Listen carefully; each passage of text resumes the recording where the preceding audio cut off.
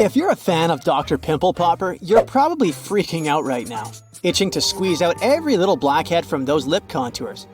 But this is actually a hill formation that you can find in Garb, Sudan. Knowing that perhaps makes it all the more creepy because it looks like the crack in the middle is swallowing up everything around it. This black hole scenario brings to mind our next stop, Vostok Island. This eerie spot is a 59-acre coral atoll situated in the southwestern Pacific Ocean, about 400 miles northwest of Tahiti. If you check it out on Google Earth today, it looks like it's been totally blacked out, sparking all sorts of wild theories.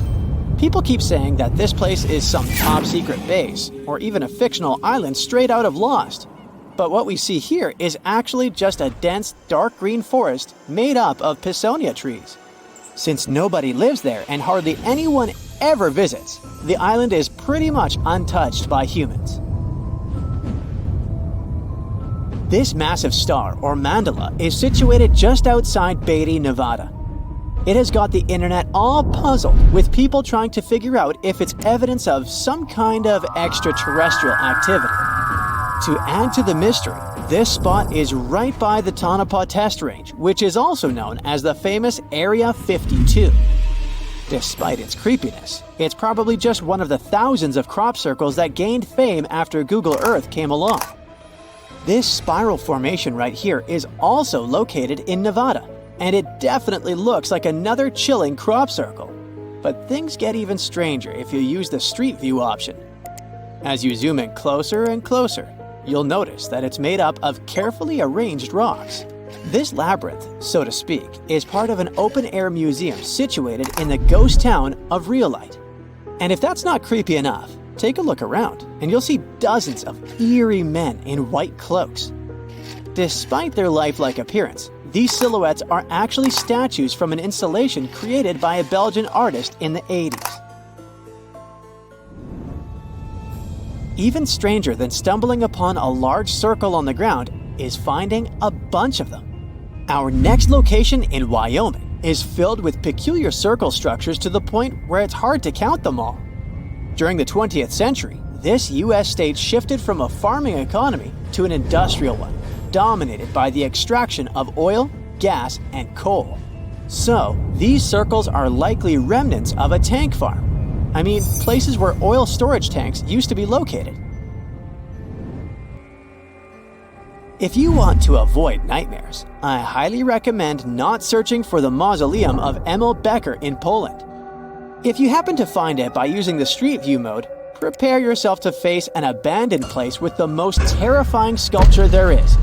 Oh, the creeps.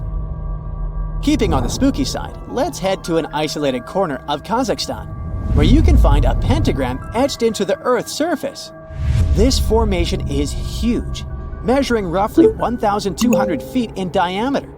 Before you jump to conclusions about this formation being related to some kind of underworld deity worship, it's worth noting that the pentagram actually turns out to be the outline of a park designed in the shape of a star. The star shape is marked by roadways, which are now lined with trees, making the star shape even more distinct in aerial photos. You can spot this peculiar symbol from quite a distance.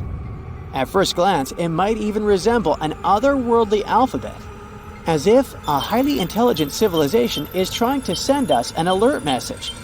But this mystery is already solved. We are in De Hoge Veluwe, a Dutch national park located in the province of Gelderland. And these lines are actually part of the park's logo. Search for these coordinates to find what looks like a land formation straight out of an extraterrestrial landscape, or perhaps a set from Avatar. This place, located in Inner Mongolia, China, is believed to be a granite mine, but it's a bit of a mystery why it has such a striking blue tone on Google Earth. If you check it out on Microsoft Bing Maps, for example, the same location appears in a much more natural tone. In the Australian outback lies a massive geoglyph known as the Maori Man. Discovered in the late 90s, it appears to represent an indigenous Australian man hunting with a boomerang or stick. The figure stretches for more than 2 miles in length and about 1.6 miles wide. It has deep furrows carved into the ground, which adds to the complexity of its formation and origin. Despite efforts to uncover its purpose, its origin is still a mystery. This is desert breath, located in the Sahara. Like many things you have seen in this video, this formation also sparks speculation about it being created by extraterrestrial beings. But a quick Google search clears up that mystery. It turns out this is an art installation created by a group of 3 Greek artists back in 1997. They went all out, moving around a whopping 280,000 square feet of sand and even creating a large pool in the middle of it. Egypt still holds many mysteries, and you can explore them yourself with Google Earth.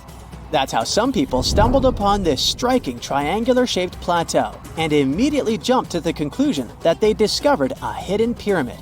However, experts quickly dashed their hopes. They believe there's no plausible explanation for a pyramid to exist in this area, located 8 miles west of the Nile Valley edge in Upper Egypt. This discovery is likely nothing more than a hill that has suffered the effects of erosion, combined with a heavy dose of wishful thinking. In some cases, nature itself is responsible for creating frightening sculptures, like the Badlands Guardian in Alberta, Canada. If you look at it from above, you'll notice not one, but 2 human heads emerging from the landscape. These gigantic beings were sculpted by rainwater erosion on layers of clay-rich soil. Ironically, additional human-made structures give the impression that this one is wearing wired headphones. It seems that deserts are a prime spot for discovering strange images on Google Earth. So our next stop is China. In the Gobi Desert, you'll come across zigzagging white lines that look kind of random. The first challenge for armchair experts was figuring out what these structures were made of, as it's hard to tell if they're painted on or dug into the landscape.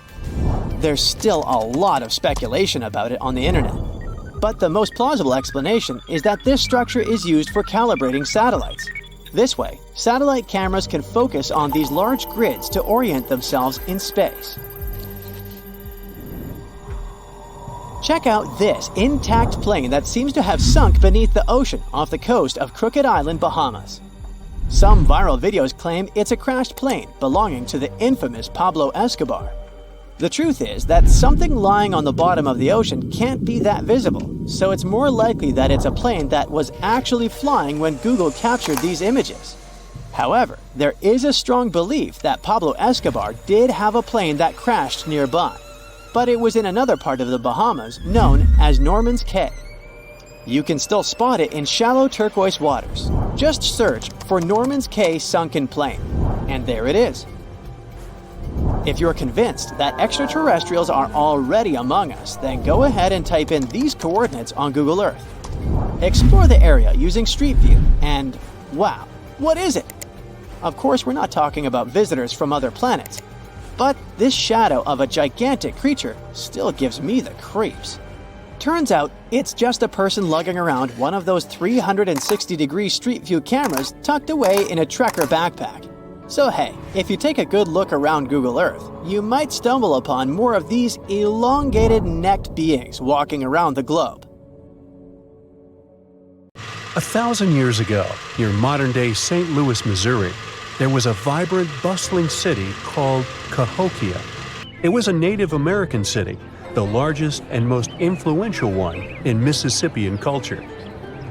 At its peak, around 1050 BCE, Cahokia was home to as many as 30,000 people, making it larger than Paris at the time. But what's interesting is that Cahokia didn't have any big marketplace. Usually trade was the backbone of any big city, yet this one stood out for archaeologists. That's because Cahokia wasn't about commerce. It was about culture, community, and parties. The people who lived there threw massive parties that would last for days. The city's grandest feature was its 50-acre plaza, surrounded by amazing earthen pyramids. This massive space could hold over 10,000 people. Imagine them all gathering there for festivities, dancing, drinking coffees and teas, feasting on deer and betting on sports. The events were super lively. Cahokians would wear awesome costumes, style their hair in interesting ways, and decorate their bodies with tattoos. Athletes were playing a game called chunky, where they hurled spears at a rolling stone disc, competing to get as close as possible. The roar of the crowd filled the air, and performers showed off their skills. These celebrations were so wild, they left traces in history. After the parties ended, Cahokians cleaned up by tossing leftovers into pits. Archaeologists have uncovered these waste pits, and they were filled with food remains and pottery. One pit alone contained the remains of 2,000 deer, and that's from a single event. They also found traces of yaupon holly, a caffeinated plant that was traded from hundreds of miles away. This just shows how much effort and thought Cahokians put in their celebrations. Would you like to live in a city like this? But aside from all the fun and games, Cahokia was also deeply complex and spiritual. The city was built on a landscape that mixed dry land with swampy patches. Many people believe that this symbolized the connection between the world of the living and the dead. The people of Cahokia saw their city as a bridge between these two realms. They built earthen mounds, both for ceremonies and rituals, and as construction support. These mounds rose from the swampy areas. Meanwhile, people settled in the drier spots. Elevated pathways connected these neighborhoods, creating a physical link between life and death. Isn't it sad that some ancient metropolises that rival modern cities in scale just disappeared? Cahokia's story came to a quiet end around 1350 CE, when the city was abandoned, all due to changes in environments and weather, floods, and other problems. But the influence of Cahokia was so big, it spread to distant places. Some of their traditions, like chunky and yaupon tea, have survived in native communities to this day. Today, Cahokia is a UNESCO World Heritage Site, and it's not the only megacity we lost. About 5,000 years ago, people in the Indus Valley built some of the world's first cities. Mohenjo-Daro was an ancient city in what is now Pakistan. The city was built around 2500 BCE, and back then, it was a thriving hub of the Indus civilization. Sure, it was much smaller than modern cities, but it was quite huge at the time, around 40,000 inhabitants. It looks like the locals were crazily strict and disciplined people. The city's planning and organization were incredible. It was laid out in a grid pattern. Streets and important buildings aligned along the north-south axis, probably to match the movement of the sun and moon. They also built one of the most advanced systems for water and waste management of their time. The city had about 700 wells. Nearly every house had its own. Most homes also had private bathrooms with drainages and even underground sewers. This shows how skilled these people were at staying clean. And with all this discipline, it looks like there were no kings, queens, or even a central government. They could still have some authority, like local elites or elected officials, just not a classic strict monarchy or religion. Instead, people there cared about simplicity and order. They basically managed themselves, having standardized ways of doing things, from the way tools and potteries were made to how they traded. Which is why, unlike many other cities, Mohenjo-Daro didn't have grand palaces, temples, or monuments. Instead, they had public areas known as citadels. People gathered at citadels for rituals, meetings, and storage of grain. And it seems like this way of life worked perfectly. Scientists found some seals and weights, which means the economy was well regulated. Archaeologists found some intricate artifacts, like ivory, lapis lazuli, carnelian beads, and gold jewelry. Another famous find is the small bronze statue known as the Dancing Girl, which was discovered in 1926. Mohenjo-Daro wasn't poor at all. And they also pulled off some awesome buildings. Staying clean was clearly way more important to them than displays of wealth or power. So they created the Great Bath, one of the most famous structures in the city. It's a large, watertight pool built with baked bricks, perched on a mound of earth, being almost a religious place, the closest thing they had to a temple. Meanwhile, the city itself was built on a series of mounds. They grew taller over the centuries as people added new houses and structures. Why did the city fail? No one really knows. There's something mysterious about the sculptures archaeologists found. Many of them seemed intentionally broken. This means the city's later inhabitants, maybe invaders or something, destroyed them for some reason. Some scientists think that the Indus River may have shifted course, disrupting agriculture and trade. But there's no evidence of a flood or any big event like this.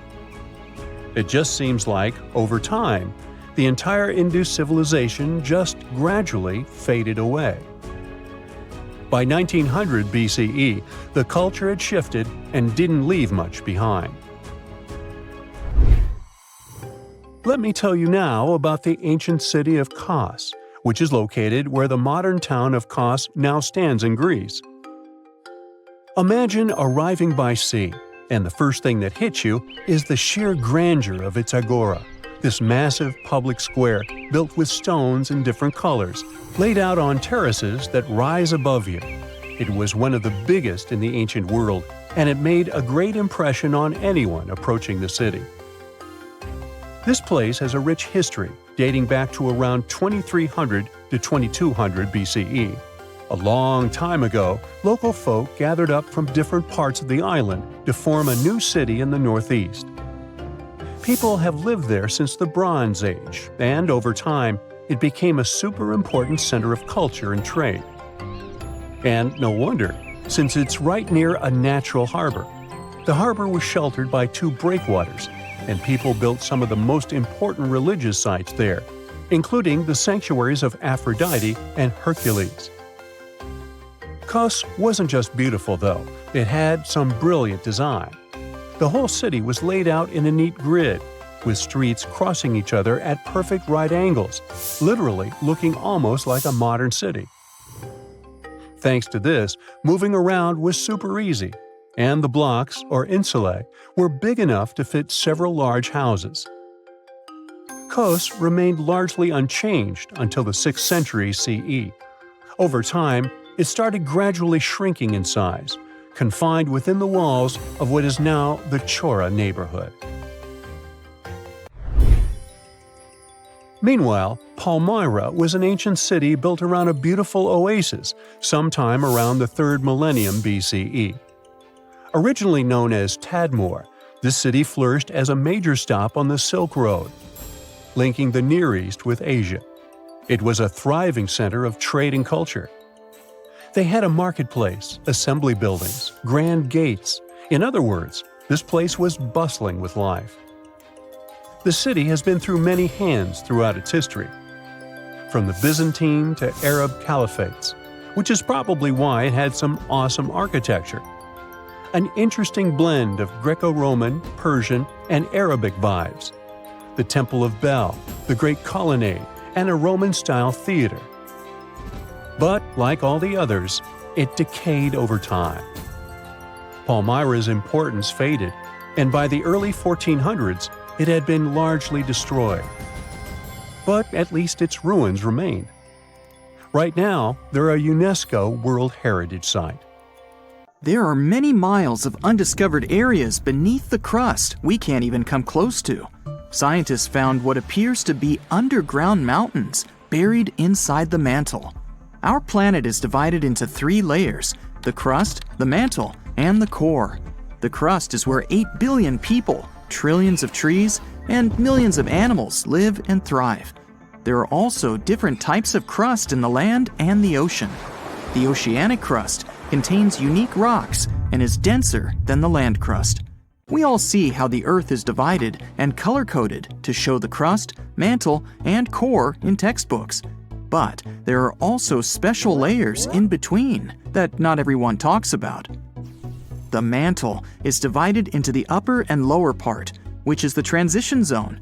Since the mantle acts as the geological recycling center, the plate tectonics don't only move side to side, but up and down. It's actually why all the volcanoes appeared. The magma spews out to the surface or even underwater, and then sinks back down and repeats. The transitions go down 250 miles and then 410 miles. And in this bottom layer, scientists keep discovering the hidden landscapes. The mountains in the mantle are more rugged and much larger than the ones on the crust. Scientists found a mountain range with peaks higher than Mount Everest. Some of them are as high as 600 miles. When the continents were still landlocked together, there may have been some hidden lands now underwater. Theories suggest that Iceland used to be part of a larger microcontinent, Icelandia, which connected present-day Iceland with Greenland and Scandinavia. The idea digs even deeper to a greater Icelandia, which includes Britain. But after the split, these bigger lands sunk with everything in it. There are also theories about New Zealand being part of Zealandia, a hidden microcontinent within the same region. So it could be that these mountains used to be part of old Earth that are underground over the billions of years of natural occurrences, but still it isn't very likely. One theory is that these underground mountain ranges could be leftover slabs of rock that descended from the surface to the transition zone from the moving of the tectonic plates. As they sink, the large pieces break down into smaller ones, and as they compile over the millions of years, they form what appears to be underground mountains. Since the mantle is the geologic recycling zone, it's likely that the rocks down there used to be part of the surface. They weren't large pieces of land that got hidden, just like dogs hide bones in the garden, but it takes way more time to hide mountains. Some parts of the mantle appear to be smooth, while others aren't so much. The parts that have a cluster of rocks could contain hidden elements in the underground mountains. The smoother parts don't have much seismic or volcanic activity, while the rough parts do. The best way to study those underground landscapes is to wait for an earthquake or a volcano eruption to happen. Seismologists can observe the Earth's interior with special scanners, just like doctors use ultrasound to examine a patient. They can even see minor details and not huge chunks of rocks. A strong enough earthquake can send shock waves to the Earth's interior, even through the core and back up to the surface. Depending on where they occur, seismologists can observe and study the intensity of the waves as they move back and forth. On smooth rocks, the waves can travel in a straight line, but once they reach a rough area, the waves tend to scatter. The temperature and composition of the materials can make the waves move faster or slower. But this info isn't exactly accurate and won't contribute a lot to the actual data of the underground mountains. So by analyzing the scattered waves on ships and utilizing the Earth's magnetic field, scientists can figure out everything they need to know. But these studies are only good enough to figure out the interior in today's state, not how the Earth changed over the past 4.5 billion years. However, scientists are certain that mantle material still dates back to the beginning of Earth's original formation. The question, why not just dig a hole to the center of the Earth and see what's going on down there, might seem logical. The deepest hole humans have dug so far is the Kola Deep borehole in the Russian Arctic that goes more than 40,000 feet deep. The locals claim they can actually hear screaming coming from below. It took almost 20 years to drill as far as they went, but it's literally merely scratching the surface of what's underneath. They dug about 1/3 of the crust, which is only 0.2% to the center of the Earth. Getting there is beyond us, just like trying to reach the sun. No human can handle the amount of pressure down there. Going down the Mariana Trench, the Earth's deepest point, requires special gear to withstand all the immense pressure. It'll cost a fortune to build that tech to get us to the center of our planet. Evidence of diamonds buried deep in Brazil shows that everything we do on the crust's surface can affect things miles below, even towards the mantle. Scientists dug up 6 diamonds that could hold tiny mineral grains. As they're called in the mineral world, these inclusions have a chemistry composition where they originated deep in the earth. Typical diamonds are formed at depths less than 125 miles in the upper mantle, where it's extremely hot. The high pressure and boiling temperature down crystallizes carbon and creates diamonds. But humans can't dig all the way down there. They mine them by detecting where a deep volcanic eruption happened that expelled these diamonds to the surface. These eruptions occurred millions of years ago, when dinosaurs used to rule the earth. They shot out the diamonds that were in the mantle and are now embedded within the cooled down volcanic material. That's where people mine them. But these special diamonds found in Brazil originated from a much deeper point than usual, which can further help scientists study the depths of the Earth. They can extract these inclusions and analyze them in a lab to tell where exactly these minerals come from. In the lab, scientists study inclusions, each just 15 to 40 microns wide, less than a quarter width of a human hair. They found out that they contained many types of minerals found in volcanic rock on the surface. The carbon composition of the magma from the surface is much different than the ones deep in the earth. What's crazy is that these diamonds with special inclusions can only be found 435 miles in the lower mantle. With only a few samples of them found, we don't know what else lies beneath us. It's possible that those mountain ranges underground, taller than Mount Everest, can have traces of diamonds all around, which would prompt excavators to dig them up and saturate the market with them. These diamonds are less flawed than the usual ones and might even come in many sizes. It's possible to see diamonds as large as a car or as small as a grain of rice.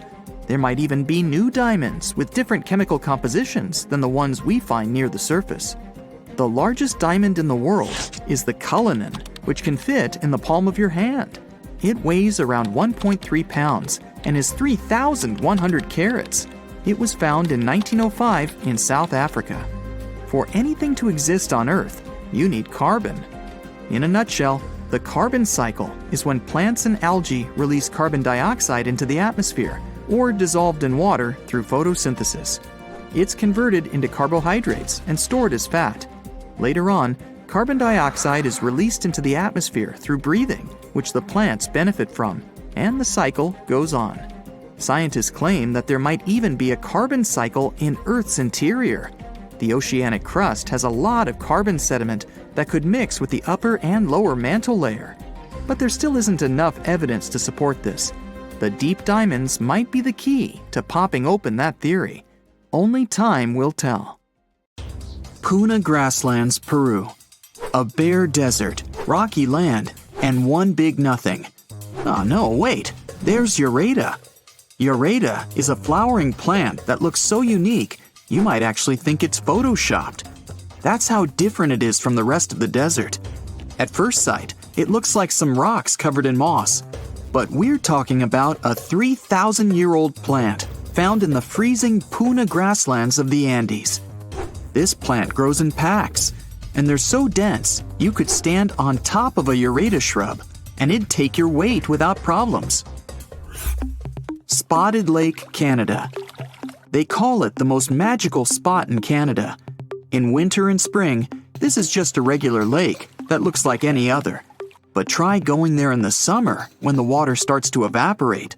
It'll feel as if you've entered a different world, a polka-dotted landscape with blue, green, and yellow spots.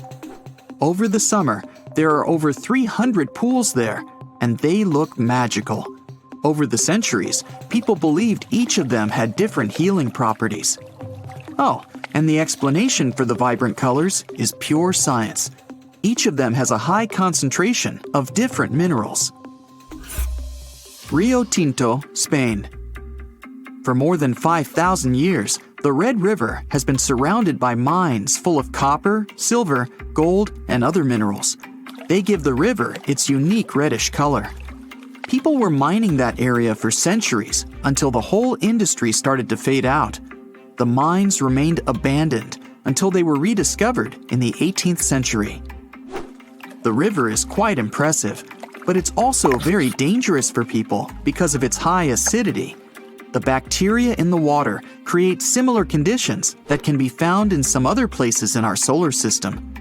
For example, scientists believe there's something similar on one of Jupiter's moons, Europa. An acidic ocean is hidden underneath the moon's surface. Toyama Bay. If you're walking along the shore of Toyama Bay in Japan, you might be lucky to see mystical neon blue light. It's coming from underneath the water and lighting up the night sea. There aren't many places where you can see a phenomenon like this. It's the firefly squid that's responsible for the breathtaking show. The creature lives at a depth of more than 650 feet under the surface. But in spring, they gather near the coast. Sometimes, waves even wash them ashore. The light these animals emit is actually camouflage, which helps them to hide and protect themselves. During the day, the squids go back to the deep, but they come back to party near the shore at night. The light they produce isn't so bright you could read a book in the dark, but it's still quite impressive. Fly Geyser, Nevada, USA. Imagine you're in a space rocket. At one point, you realize you've entered the atmosphere of some unknown planet. You haven't even realized it's there. The planet's gravity starts to pull your rocket down. Soon, it crash lands on the surface. Luckily, your spacecraft is sturdy enough to stay intact. So you pull on your spacesuit and crawl outside. Right in front of you, there's something you've never seen before. Incredible nature, unbelievable colors, and a bizarre mountain-like thing. And suddenly, it spews out a column of boiling water. You shake your head. This vivid imagination of yours. You're actually in Nevada, looking at Fly Ranch Geyser. Don't get disappointed, it's still marvelous. The geyser appeared in the 1960s when a geothermal power company drilled a hole. This allowed the groundwater to escape. And the colors similar to those you can see in Yellowstone National Park? All because of algae. Speaking of Yellowstone, that's another place that looks as if it's been imported from another galaxy. On an area bigger than the states of Delaware and Rhode Island combined, there are more than 10,000 hydrothermal features, 500 geysers, and incredible waterfalls. Tsingy de Bemaraha, Madagascar. Now here's the place where you can easily imagine meeting some ancient animals. You can almost see them hiding somewhere among the pointy rocks, going up to 330 feet. Half of this national park is covered in forest, and the other half is rocky, formed by the erosion of water. The place is home to many animals, like chameleons, iguanas, frogs, and lots of different lemur species. Vatnajökull Glacier, Iceland. On your quest for the extraterrestrial wonders of our planet, don't forget to drop by Iceland. There, you'll find the biggest glacier in all of Europe. In some places, the ice can be more than 3,000 feet thick. Vatnajökull has 30 outlet glaciers ready to be explored. Those are channels of ice that once flew out of an ice cap, but remained stuck within the borders of the valley. As for famous Icelandic ice caves, they're formed when meltwater runs through a glacier, trying to get to the surface. This usually happens in the summer, when temperatures are higher and the water flow is more turbulent. When the temperatures go down, the water freezes. That's how the caves are shaped. Staffa, Scotland, UK. Staffa is an uninhabited island that looks like a place from a different planet. Once you see it, you can't shake off the feeling it hides plenty of secrets. In reality, though, it's a calm spot, almost completely taken over by seabirds and seals. Even so, no one can argue that the incredible rock columns give this place a unique and mysterious look. It's always encouraged local people to spread legends about the unusual cave. The columns themselves formed millions of years ago, mostly because of volcanic eruptions. Glowworm Caves in New Zealand. Imagine finding an entrance to a magical cave. You row your boat, eager to sneak a peek inside and get rewarded with one of the most beautiful views ever. You see a closed cave that looks as if it's under a magnificent starry sky. You don't need to travel all the way around the Milky Way to find something like that. Glowworm caves in New Zealand are there for you. The caves started forming millions of years ago, and now they have an impressive collection of stalagmites and stalactites. But what makes them really special is glowworms. The caves are home to thousands and thousands of luminescent larvae. Worms need to attract insects and potential partners. To do that, they use their tails that glow in the dark. There are lots of caves like this in the area, and people have been exploring them for over 100 years. Wulingyang Scenic Area, Zhangjiajie, China. This amazing place has breathtaking sceneries and more than 3,000 sandstone pillars. They look as if nature decided to make its own version of skyscrapers. Some of them are half as tall as the Empire State Building. Usually, you can't even figure out where the pillars start. All you see when you try to make out what's there at the bottom is endless mist. 2 natural stone bridges seem to be floating among the pillars, lost in the clouds. The Eye of the Sahara. That's a mystery that's remained hidden for millennia.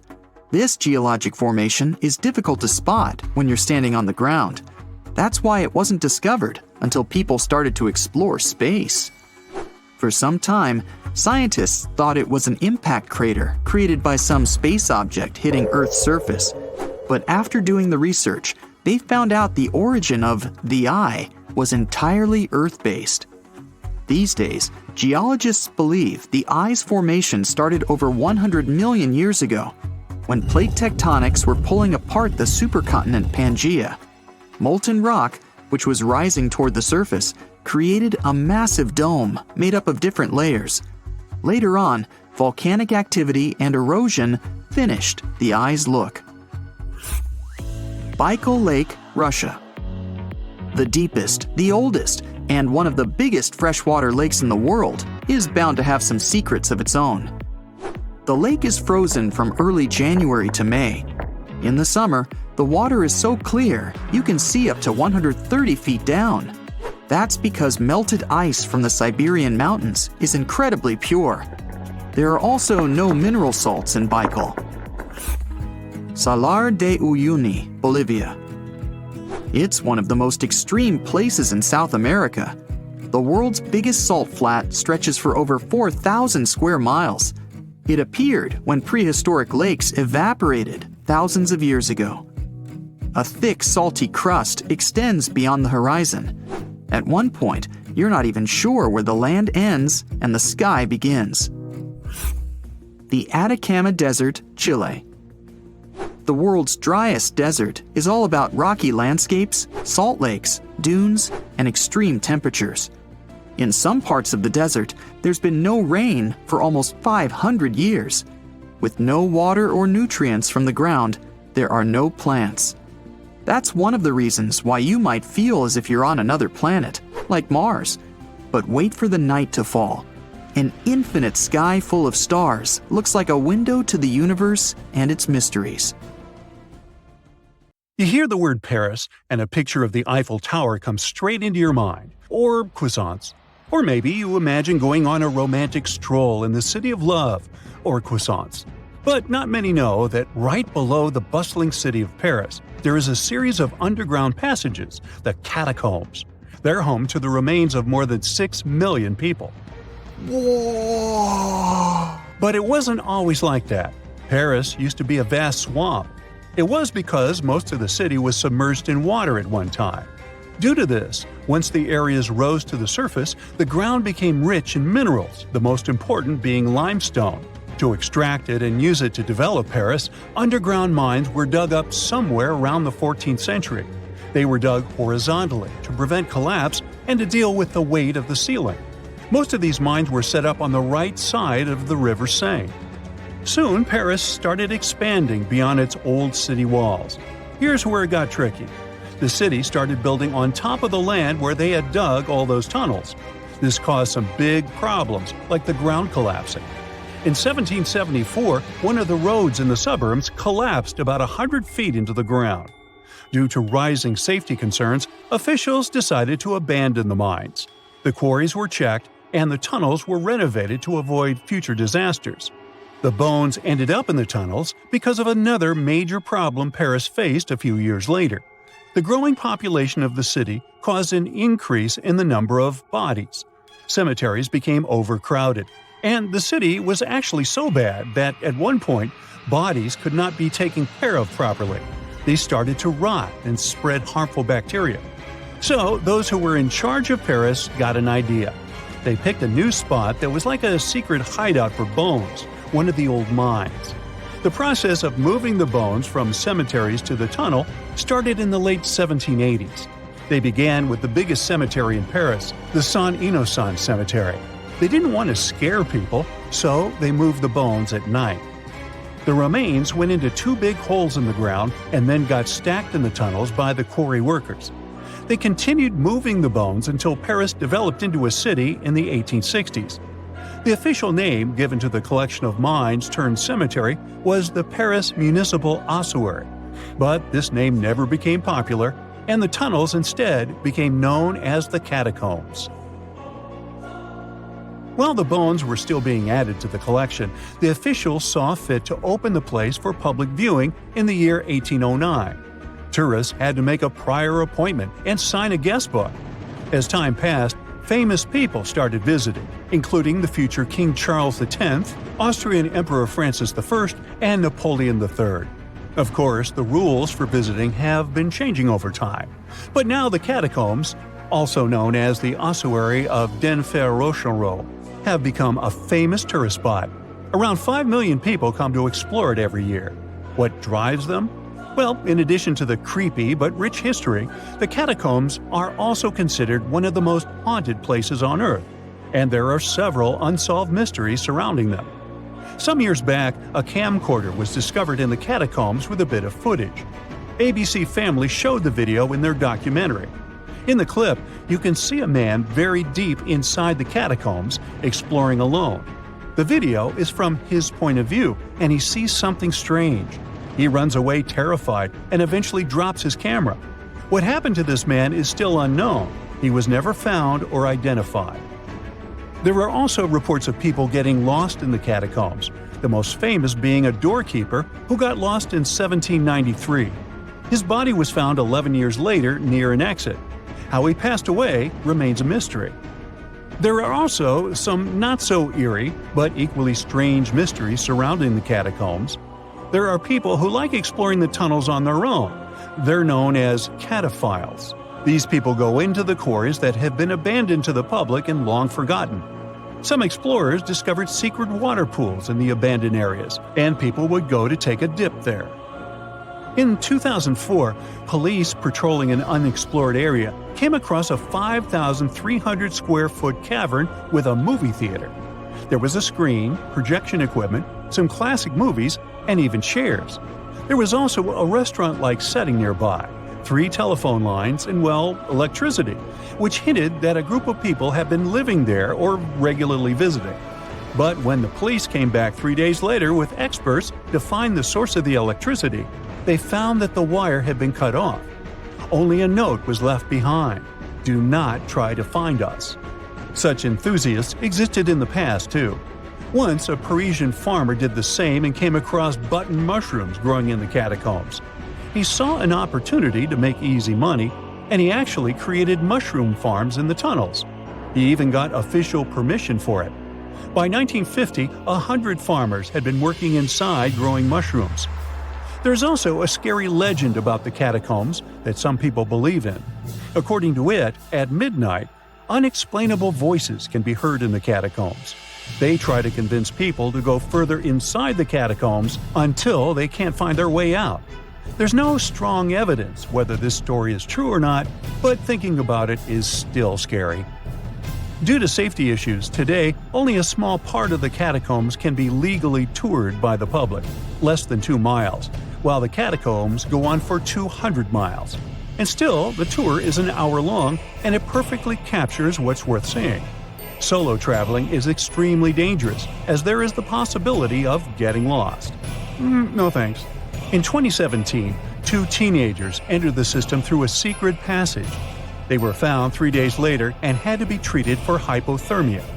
The tunnels, damp and old, have an average temperature of 59 degrees Fahrenheit. Keep in mind that the entrance alone is uncomfortable enough to turn some people away. To get inside, you have to go down a winding staircase that takes you a little more than 65 feet below the surface. In the beginning, you find yourself in a well-lit room filled with interesting information and displays. But as you move forward, the place gets eerily silent.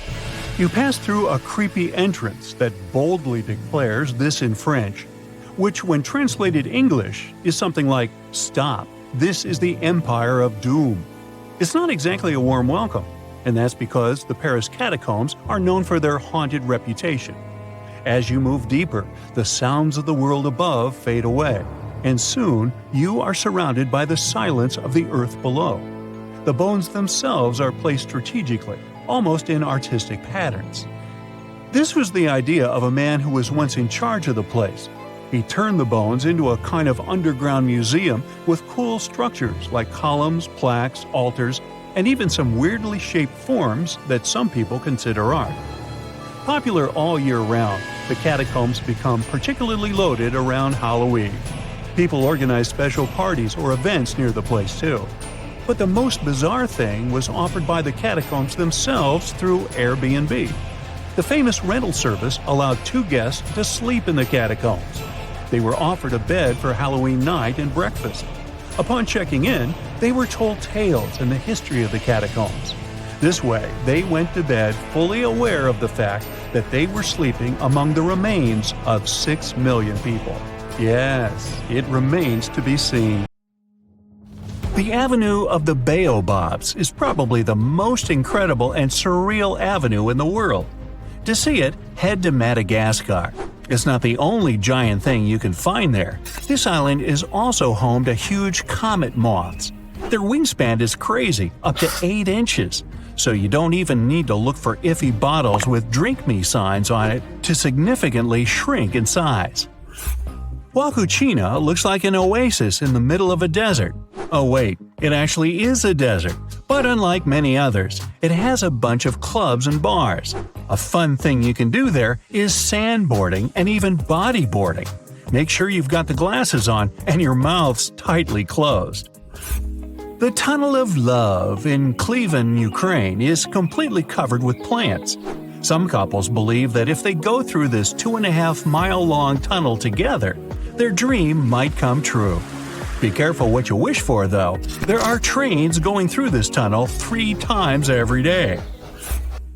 The dark hedges in Northern Ireland seem a bit creepy because of the legend that surrounds this alley. The locals say the road is haunted by the ghost called the Grey Lady. By the way, guess what TV show was filmed here? In northern Portugal, there's a wonderful house that looks like a prehistoric building, almost like a cave, but it's an actual cottage. It's called Casa do Penedo, which literally means boulder house, and it's a tiny museum now. From far away, it looks like a huge stone and a perfect dwelling for some mysterious creature. Another such abode is in Italy, somewhere in the middle of Rishenzi. It's an artificial lake created as a result of flooding. This place is famous for its 14th century church standing right in the water. So the only time you can get there on foot is in winter, when and if the lake freezes over. One lake you can definitely take a stroll on is Baikal. No wonder, located in the heart of Siberia, it freezes over every winter. It's so large that it has 27 islands on it. It's also the deepest lake in the world, reaching almost 5,400 feet. Off to hot waters. Grand Prismatic Spring in Wyoming is the largest spring in the U.S. and the 3rd largest water source of this kind in the world. Don't you dare swim there. Not only is it boiling hot, you'll also have to face a fine for that. Enjoy it safely on the shore. Mont Saint-Michel in Normandy, France is a top fairy tale destination if you ever wanted to feel like a prince or princess. The magnificent castle is surrounded by water, but not all the time. It all depends on the moon. The highest tide can be seen 36 to 48 hours after a full moon. When I was there, I saw only a deserted area with a few puddles. A night sky with thousands of stars has those romantic vibes, but the literal sea of stars probably has even more. Welcome to the Maldives' Vathu Island. The beaches here glow blue at night, thanks to the bioluminescent plankton in the water. You didn't think these were real stars, did you? If the stars don't interest you that much, you'd likely like the sky full of balloons. Cappadocia, a region in Turkey, is originally famous for incredible rock formations, but it also attracts visitors thanks to its wonderful hot air balloon experience. For those who always wanted to walk on clouds whenever they peeped out of the window on a plane, good news, guys! You can do just that in Bolivia. It's not a literal cloud, but an extremely large salt tile. It's called Salar de Uyuni, and it mirrors the sky during the wet season, creating that illusion of infinity and walking on the sky. In Colombia, make sure to visit the Las Lajas Sanctuary. To get to the church itself, you'll need to cross a bridge that seems to be hung right in the air, and there's some fast-flowing water underneath you. Well, we're back in France. It's Colmar-Alsace region, and just look at these houses. Colorful facades made of timber, canals all adorned with flowers, and cobblestone streets. Germany is full of cities with these cozy gingerbread houses, and Rothenburg ob der Tauber is not an exception. It's an almost fully preserved medieval town with dozens of multicolored facades and authentic taverns. It looks especially magical in winter, with snow-dusted roofs and awesome holiday markets. In Iceland, many houses have grass roofs.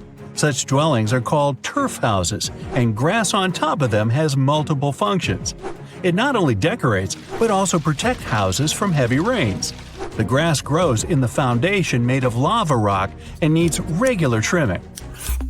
In Costa Rica, on the islands of Isla de Caño, there's an assortment of about 300 circular objects of different sizes.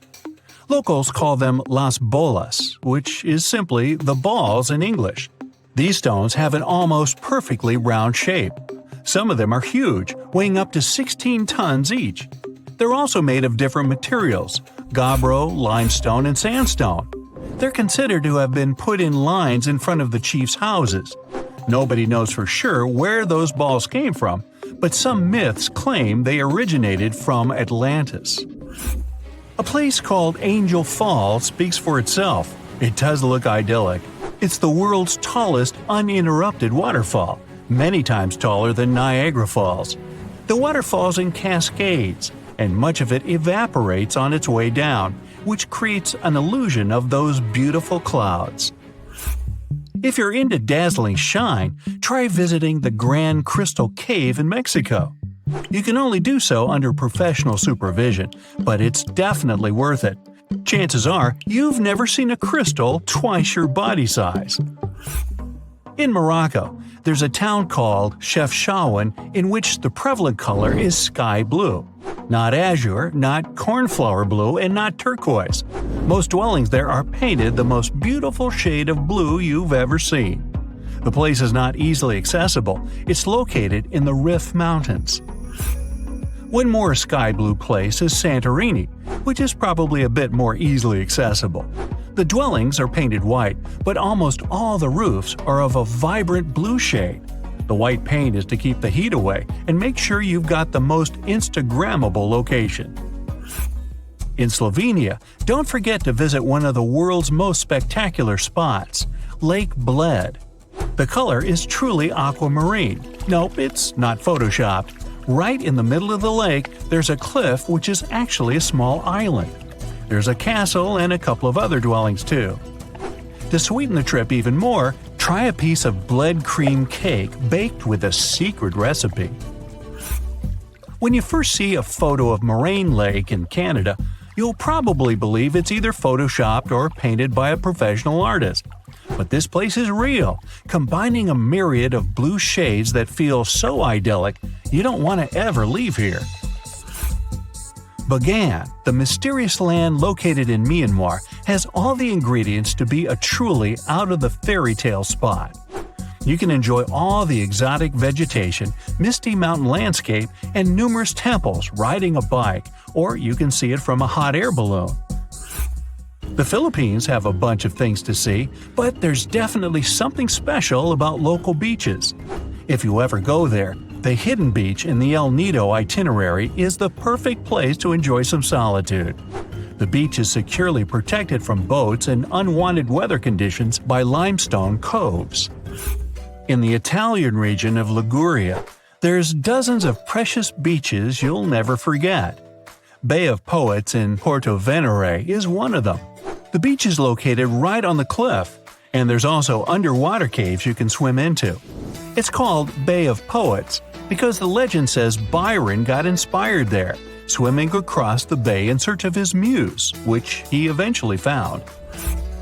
The area Cinque Terre is in Liguria too, and is really close, so if you always wanted to see those Italian cliffs and sea wallpaper in real life, head there. The legend has it that seamen would paint their houses bright colors to find the way home easier. The Isle of Skye, Scotland, could be a perfect decoration for some historical TV show about proud knights and their maidens. There are also probably some fairies in the fairy pools in Fairy Glen.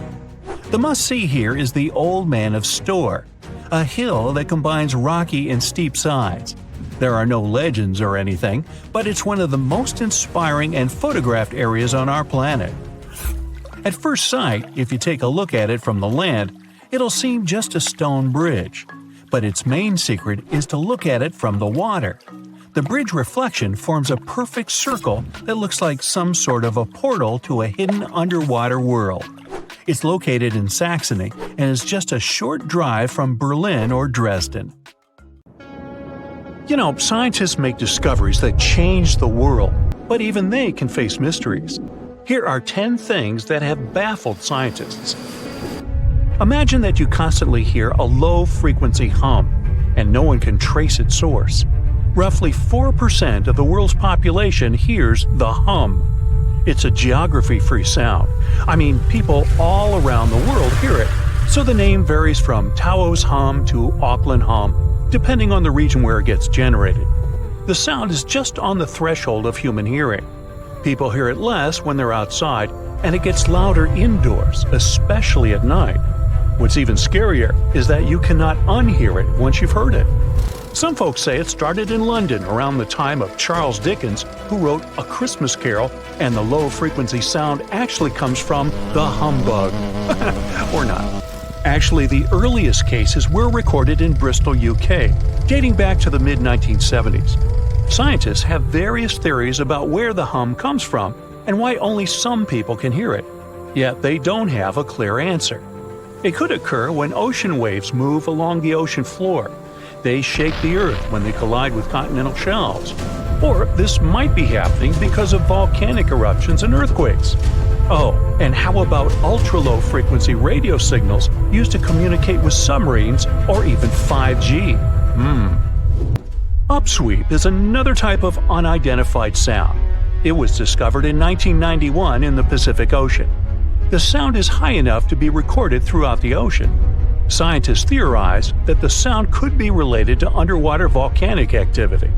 Interestingly, the volume of the sound has been diminishing compared to its volume when it was first discovered, yet it still can be detected. Plus, it's seasonal. It reaches its highest volume in spring and fall. Is it related to seasonal changes? No one really knows for sure. The next mysterious thing is a cone-shaped monument found in the Sea of Galilee in Israel. This monument was discovered accidentally by sonar scanning in 2003, but the findings were published only in 2013. The monument weighs 60,000 tons. It was once submerged by rising waters. Archaeologists say the monument is enigmatic because they can't figure out where it's from. They don't know what it's connected to or its function, so this big and unusual thing remains a mystery. Now let's move to Göbekli Tepe, Turkey. This place offers you one of the most archaeologically significant sites in the world. Why is it important? Well, it has massive carved stones about 11,000 years old. To put it in perspective, they're 6,000 years older than Stonehenge. Ancient people placed these stones before they began farming or crafting metal tools or pottery.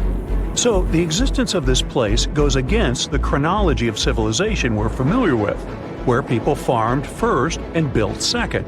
Apparently, it wasn't like that. In any case, a good question is, what was the purpose of this site? Was it built to worship some spirits? Yep, archaeologists believe it might be the world's oldest temple. Okay, say this with me. Paleodictyon nodosum. Yeah, I know it sounds like a chemical formula.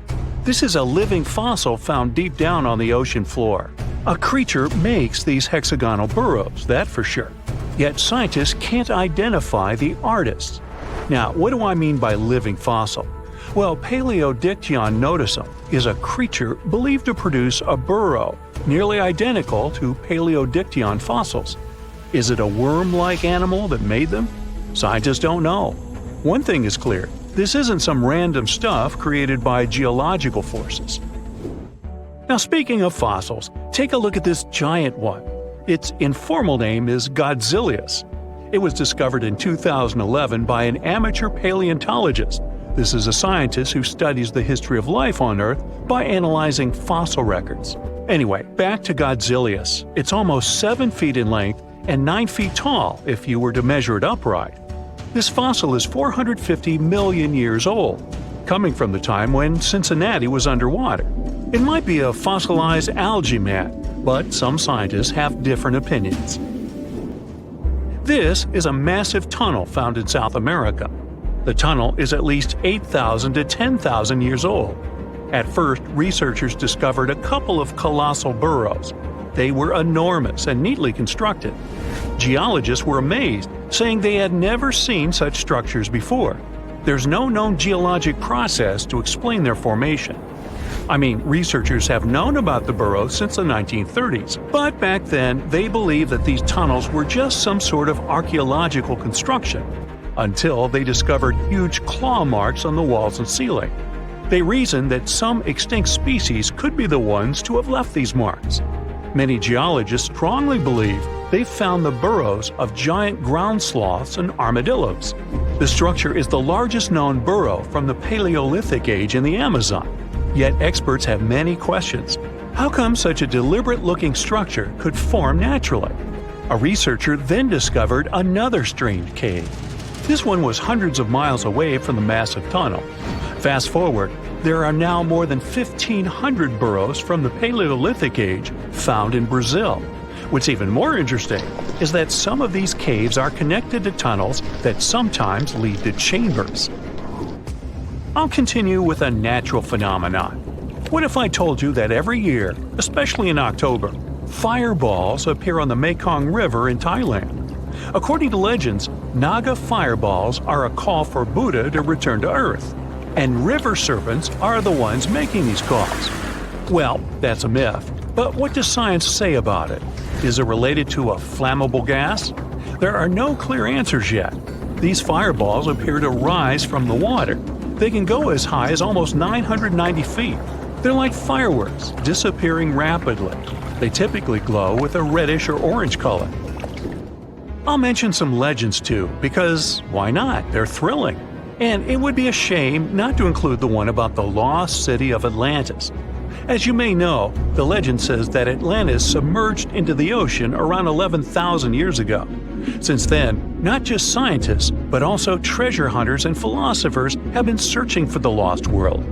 Could Bimini Road be a trace? In 1968, a diver found strange stones off the coast of North Bimini Island in the Bahamas. The stones look human-made. It's like they were evenly spaced out and laid in an orderly row. It baffled scientists, but not for long. Carbon dating analysis of the blocks revealed that geological forces created the road naturally. There weren't any tool marks or signs indicating that the blocks had been stacked or something. The research is continuing, but yeah, scientists generally believe that the rocks were created by erosion. Well, I guess the time of Atlantis hasn't come yet. Okay, picture this. You're wandering on the beach, and you see dozens of octopuses walking past. In 2017, a group of people from Wales witnessed exactly this. Why did these creatures come out of the ocean? No one knows the answer. The group reported that they had seen 20 to 30 octopi crawling on the sand. The people looked for some signs of injury, but found nothing. They said that they had carried the animals back to the ocean. Interestingly, these creatures kept crawling onto the shore when people were asleep. Experts say that it's hard to be sure of the reason that pushed the animals to the beach without conducting a physical examination. They're still speculating about the reason behind this unusual and rare occurrence. Could it be overcrowding? Furthermore, the octopi were well armed. A separate study points out that the more fishers hunt large animals that feed on octopuses, the more the octopus population grows. Maybe that's why these creatures have to go farther to find food or shelter. But without proper research, these are only theories. There's a lot we don't know about space, too. So here's a bonus fact about the yellowish source of life in the solar system. Scientists have discovered a new type of wave inside the sun. These waves move in the opposite direction to the sun's rotation. Plus, they move super fast, so fast that it's beyond our understanding. Researchers have different theories about the function of the waves. If they figure out their role, this could give them additional insight into the processes happening inside the sun. And yes, the octopi were well armed. The conditions on this mysterious island might teach us how we can live on Mars one day. Devon Island is, to this day, the largest uninhabited island on our planet. It's located in the Canadian Arctic archipelago, and it's easy to see why people find it impossible to make a home here. The soil stays frozen throughout the seasons. The eastern part of the island is covered by a thick ice cap all year round. Summers here last for less than 50 days. And by summer, I mean that the ground is snow-free and the temperatures are slightly over 46 degrees Fahrenheit. Since almost no plants are growing here, there are no animals that could have adapted to these conditions. That's why scientists compare this island to what it would be like to live on Mars. In 2001, a project started here on Devon Island looking to discover how people might live and work on other planets, particularly on Mars. It's called the Houghton Mars Project and offered NASA scientists some unique studying opportunities. There are few options here in terms of logistics and transportation, and communicating with people living outside the island is also a bit more difficult. Specialists believe that if we can find solutions to live here, we might be able to do it on Mars too. Think of it as a home-based outer space boot camp. The Pitcairn Islands can be found in the middle of the Pacific Ocean. If you're a fan of adventures and remote places, this is the place to be. But you'll need to buckle up for quite the ride, since no plane has ever reached this place. The only way to reach the Pitcairn Islands is to take a 32-hour yacht ride. No wonder only 50 people are known to live here. Its history is really interesting too. A group of people settled here in the 18th century after a failed marine mission. To this day, all the residents of the island are descending from that initial group. Life's not easy here though. If they need to see a doctor, for example, they need to travel either to the island of Fiji or to New Zealand. Now let's head over to Mexico, where recent technology has allowed scientists to explore some fascinating cenotes, which were previously unknown. Cenotes are also called sinkholes and allow us to see subterranean water bodies. A team of archaeologists, cave divers, underwater photographers, and biologists came together to explore and document the extensive network of sinkholes located in the Yucatan Peninsula. One of the hotspots is located under the main pyramid at the Chichen Itza archaeological site. In total, scientists are looking to explore about 6,000 cenotes stretched across this whole region. The whole project is important not only because of the geological discoveries, but also because of its connection to the Mayan people and their culture. These recent discoveries revealed that for the Mayans, these cenotes weren't simple water sources. They dictated the way they built their constructions and had a huge impact on their spiritual lives too. The tallest mountain in the world is Mount Everest, sure, but it's been explored by scientists and tourists alike and doesn't hold many secrets. The mysterious Ganghar Puensem, on the other hand, is the tallest unclimbed mountain on our planet. The reason behind this unusual situation is not because of its remoteness or harsh conditions. Rather, because it's against local legislation to climb it. It's located in the South Asian territory of Bhutan, and the name of the mountain translates to the White Peak of the Three Spiritual Brothers. Local tradition dictates that mountain peaks shouldn't be available to humans and need to be left to the higher spirits. Mountains in this region can only be climbed up to 3.7 miles, but Ganghar Puensem tops 4.7 miles. For this reason, there's no official record of any human reaching the peak. Almost all of the previous expeditions have been inexplicably stopped at the midpoint. The next unusual spot should be on any travel enthusiast's bucket list, the island of Madagascar. For starters, it's estimated that about 90% of the species of plants and animals that are found here can't be seen anywhere in the world. But there's one small portion of the island that has baffled both tourists and scientists, the stone forest. It belongs to the Tsingy de Bemaraha National Park and features some unique limestone formations. They look like thousands of spiky towers that stretch hundreds of feet into the air. The distance between these formations can be anywhere from a few inches to the length of a city street. As beautiful as it is, it's really hard to get here. It'll take you a few days to get there from the nearest city. Once you get to the park, it becomes really difficult to explore too. It can take a whole day to go across as little as half a mile. The word Tsingys itself translates to where one cannot walk barefoot. To visit the remotest village in the whole world, you'll need to prepare yourself for quite the journey. From the United States, for example, the easiest route involves a 15-hour flight to Cape Town, South Africa, followed by a 6-day boat ride to reach Tristan da Cunha. Or you could take a month-long cruise through the South Atlantic Ocean, whatever works better. Planning in advance is a must, since only 9 boat visits are made to the island yearly. It's just 7 miles long and right in the middle of the South Atlantic Ocean, stretching a mere 37.8 square miles. There are slightly over 200 residents, and they all farm for a living. They do have internet service, but it's really slow. The people living here speak a dialect of English that is used by the fewest number of people in the world. The town of Coober Pedy in Australia is partially underground. It all began back in 1915, when opal deposits were found in the area.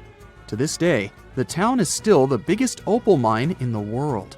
People living here figured out that it would be more comfortable for them to stick to the underground, as temperatures above ground can reach 125 degrees Fahrenheit. So, the establishment now has underground stores and galleries. Coober Pedy is also home to the world's first 4-star underground hotel. North Sentinel Island, located near India, is another pretty remote place. Not because of the time it takes to get there or the climate, but because it's home to the world's most mysterious tribe. The population living here is estimated to be between 50 to 400 people and isn't known to have any contact with the outer world. This is mostly because locals don't really enjoy visitors and tend to scare them away, even harming tourists. So, to protect them and their obvious wishes, the island is monitored by the local Indian authorities. It's believed the tribe's people don't have any immunity from modern diseases, so being in contact with foreign people might actually be fatal for the locals. On these French islands, there are no native inhabitants.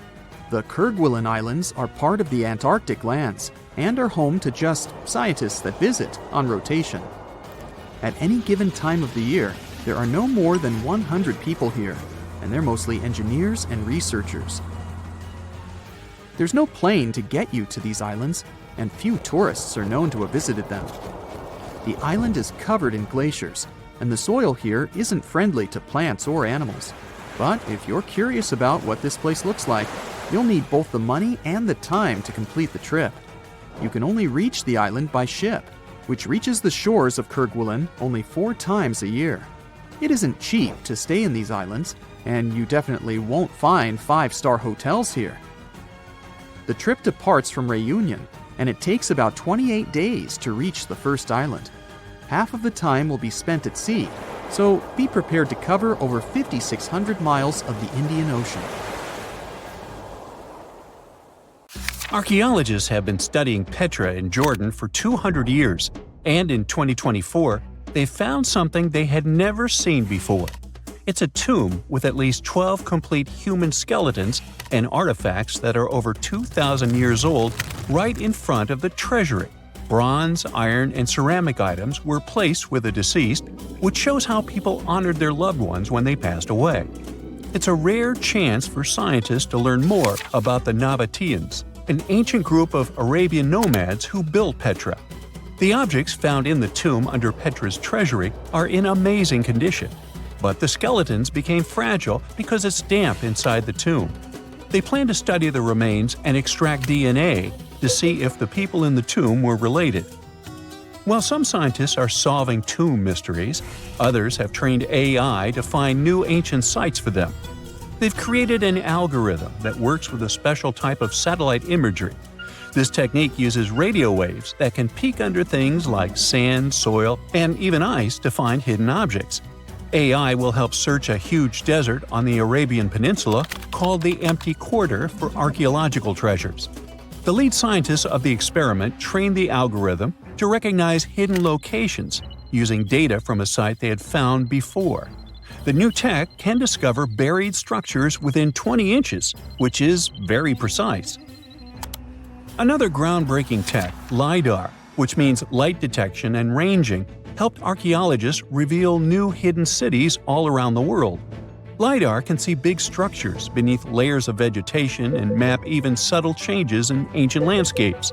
They use it to scan large areas from a small plane flying over places that aren't so easy to study from the ground, like dense jungle. In 2024 alone, they found new Maya settlements in southern Mexico, gardens, roads, and rivers in Ecuador's Amazon rainforest, ancient ruins on the Pacific island of Tonga, and the remains of 2 medieval cities along the Silk Road route in Uzbekistan. Maybe some smart technology can also explain what Marge Simpson is doing on Earth in an ancient Egyptian tomb from 3,000 years ago. The drawing, featuring a woman with yellow-colored skin, a blue crown, and a green outfit, is alarmingly like the famous cartoon character. If you don't see a resemblance here, I hope you'll at least enjoy an amazingly well-preserved necklace with amethyst and agate beads. It's from another recent find from Egypt, an ancient tomb with 11 sealed burials near Luxor. Archaeologists also found 2 copper mirrors, one with a lotus-shaped handle and the second with a unique design of the deity of the sky, women, fertility, and love in ancient Egypt. The hair of the figurine was originally made from almost 4,000 mud beads. Another awesome find from 2024 is an ancient Greek shrine with intact burials, a sarcophagus, and plenty of gold inside. They think it was built before the year 300 before the Common Era, and the marble lions, also found inside, were made from the same marble as the Parthenon in Athens. Greece is so full of ancient treasures that the city of Thessaloniki will house around 300,000 of those artifacts in their new subway system. Meanwhile, archaeologists in France have found a monument unlike any other, and they can't figure out what it was used for. It's direct proof that people used to live here between the Neolithic and the early Iron Age periods. The coolest part is a monument made of 3 unique shapes that fit together like puzzle pieces. Some gravel found in the monument could mean there used to be a wooden fence called a palisade. People who built it probably used it for protection or decoration. The team studied the layers of soil around the monument to learn more about its origins. The only tools found so far were sharp flint stones, not the cartoon characters, which were used during the Neolithic period. The next step will be radiocarbon dating to figure out exactly how old the site is.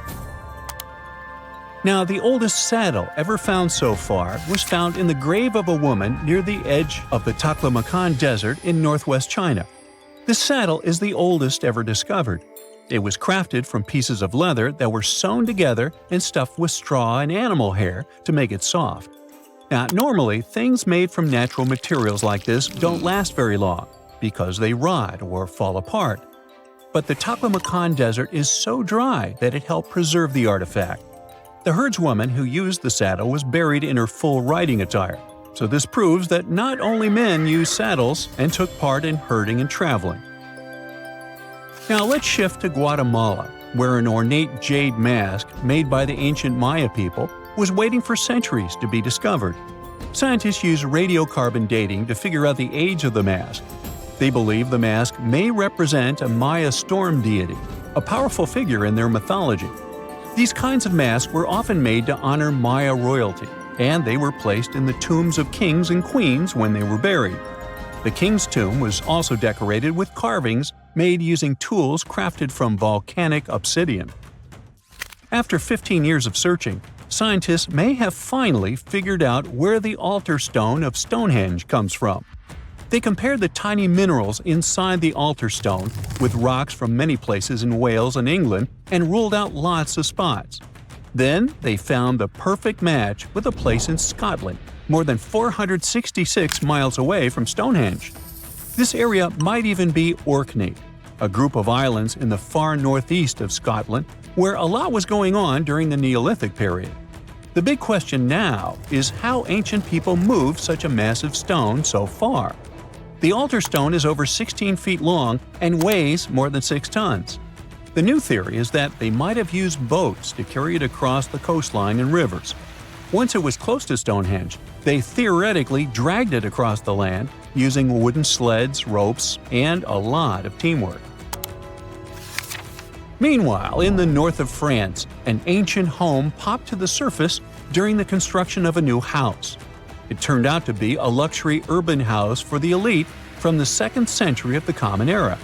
The inside of the house was destroyed by a fire, but under the destroyed layer, there are beautiful, real-size fresco paintings. Turkish archaeologists unearthed the arm and foot bones of elephants that lived around 9 million years ago. They also found fossils of early horses, giraffes, and even saber-toothed cats. They've already identified 43 distinct types of animals from this site and collected more than 4,000 fossils. One more cool find from Turkey is a 64,000-year-old workshop inside Cahokia Cave. It looks like people used it for 24,000 years non-stop. There are some tools inside, like flakes and blades, which were made inside the workshop. In eastern Turkey, a farmer accidentally found a 1,000-square-foot mosaic from the late Roman or early Byzantine period just beneath the dirt. Experts say it's a one-of-a-kind thing from this region and is still in one piece after all this time. The pattern shows dozens of trees, plants, and animals that were found in ancient Turkey. There could be more treasures in the area, so they plan to keep digging. Our final stop will be in Sicily, where archaeologists uncovered a huge ancient thermal complex. Inside, they found 2 rooms with floors covered in colorful mosaic designs, along with a large courtyard surrounded by arched wings. As they kept digging, they discovered more parts of the ancient city. They found new roads and the remains of a huge complex, along with stretches of old stone walls that were part of the city's fortifications. These discoveries are helping scientists imagine what the city might have looked like during ancient times. No one knows for sure whether the bathhouse was built by the Greeks or the Romans, since both civilizations lived in Sicily long ago. In 1991, somewhere in the lush jungles of central Vietnam, a local logger found a mysterious hole among the foliage and bushes. He looked in there and felt a strong wind blowing into his face. Then he heard a strange sound from the cave depths and realized that it was the sound of a river. The logger didn't check the cave, but decided to go back there with a flashlight and a rope. When he returned, he couldn't find the cave anywhere. He spent a few years searching for it. Finally, in the 2000s, the logger managed to locate it again. In 2009, he brought scientists to this place. They found out the cave, called Sundong, is the largest in the world. There's so much space here that you'll hear a long echo if you shout. Sundong's main passage reaches 660 feet in height in some places, which is more than half as tall as the Empire State Building. The area of the cave is so huge that an entire New York City block with 40-story skyscrapers would fit in there. There's a deep underground labyrinth under the jungles of Vietnam, hiding 3 of the largest caves in the world, and Sundong is number 1 on this list. The vast space inside is filled with various plants, unique microclimates, and different landscapes. There's a real jungle growing underground. It became possible thanks to the collapsed ceiling in some places. It lets sunlight penetrate there from above. There are huge stalactites 250 feet high on the ceilings and walls, which is more than the length of a passenger Boeing. They've been here between hundreds of thousands and millions of years. Some limestone deposits are more than 450 million years old. It means they've existed since the time long before the dinosaurs. Besides the jungle, there are also many rivers in the cave. They were formed because of rainwater coming down from holes in the ceiling.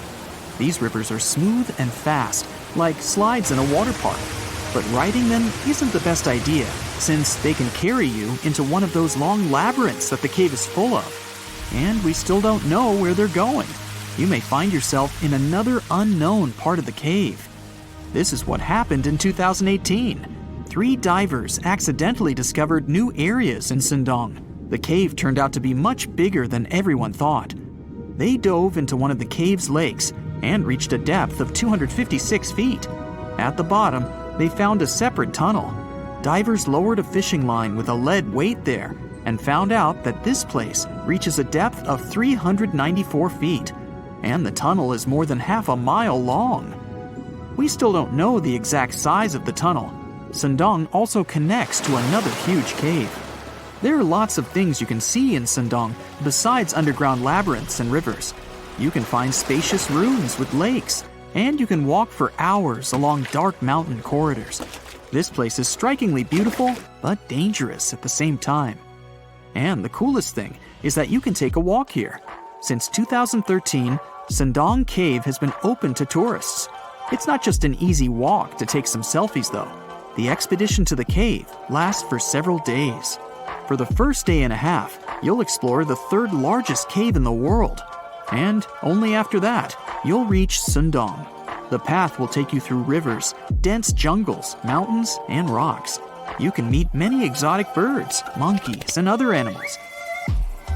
And according to many people, the way to the cave is even more impressive than the cave itself. When you reach your destination, you'll spend the next few days exploring Sundong. Together with other tourists, professional guides, and porters, you'll be sleeping in tents in different places in the cave every day. You'll see some stunning landscapes and, get ready for this, 400-million-year-old majestic fossils. There are also dark rooms with lakes that are good for swimming. Such adventurous expeditions become more popular every year. People who visited the cave call it the most amazing place they've ever seen. Another amazing cave is located in Indonesia, on the island of Flores. It's quite small, but holds amazing things inside. In 2003, a group of scientists discovered ancient artifacts here, including fossils of primitive tools, such as sharpened stones. Scientists realized that hundreds of thousands of years ago, this place was home to our distant ancestors. Then they found a very unusual female skeleton. That woman was only 3.5 feet tall. This is the height of the waistline of an average adult person. That woman had no problems with her spine or with the development of her bones, though. This and other skeletons found in the cave belong to some unknown human ancestors. Scientists called this species Homo floresiensis, or simply, Hobbit. The woman's weight was about 35 to 79 pounds. Analysis of the skull and bones showed she was about 30 years old. Hobbits probably lived on Earth between 190,000 and 50,000 years ago. There's a chance they met the ancestors of modern humans. The next cave is in Turkey. Imagine that you live in an old house and decide to make some repairs. You throw all the old stuff out of the rooms. The last place to sort out is your basement. You've hardly ever visited it and have no idea what's hidden there. But it's pretty spacious, so you decide to turn it into a room. You tear down the wall and discover the entrance to the cave. This is a tunnel that leads underground. You walk through the cave and see a real underground city. This happened in Turkey in 1963. One of the locals discovered a secret passage to a lost city in his basement. About 20,000 people could live there. There was enough space for livestock and food supplies. It's not just a maze of tunnels. There's a chapel, a school, stables, kitchens, walls, and other signs of civilization. The city was built in the Byzantine era, in the years 780 through 1180. It's not the only one down there and is connected to many underground tunnels and towns that stretch for several miles. Let's finish our journey in the strangest and most frightening cave. We're going to the southeast of Romania, near the Black Sea. Here, on a desolate wide plain, you can find a hole. This is a tunnel leading deep underground. The air inside the cave has high levels of hydrogen sulfide and carbon dioxide. Under normal conditions, the air we breathe contains around 20% oxygen, but it's only 10% here. You won't be able to breathe freely without an oxygen tank. The water and air here are poisoned. Almost no animals are able to live in such conditions, at least the ones we know about. And this cave is filled with 48 species of living organisms, 33 of which are new unknown species. Creeping things that live here can scare you, especially if you're afraid of bugs. Strange white snails and white spiders are crawling along the walls. An unknown species of leeches and transparent shrimp are swimming in the water. White millipedes with huge mustaches are creeping on the ground. Here you can also meet an unknown kind of scorpion with a transparent white body that doesn't look like any other kind of scorpion. Nothing here looks like ordinary animals at all. All creatures in the cave are white or transparent. They don't have eyes, but they have long paws and antennae whiskers that help to navigate in space. Plants can't live here without sunlight and clean air. This means that oxygen isn't produced in this place. So how do these creatures manage to survive? The answer is in the water. The surface of the lake and puddles here is covered with strangely moving foam. This substance is a living organism. It consists of 1 billion bacteria called autotrophs. Ordinary plants absorb carbon dioxide and use photosynthesis to produce oxygen. This cave is filled with carbon dioxide. Autotrophs absorb it and secrete tiny food particles. Bacteria feed on these particles. Larger organisms then feed on those bacteria, and so on. In the end, there's enough food for everyone. This process is called chemosynthesis. It's like photosynthesis, but uses water instead of sunlight in its chemical reactions. In this cave, evolution has created a completely unique biological system, separate from the rest of the world.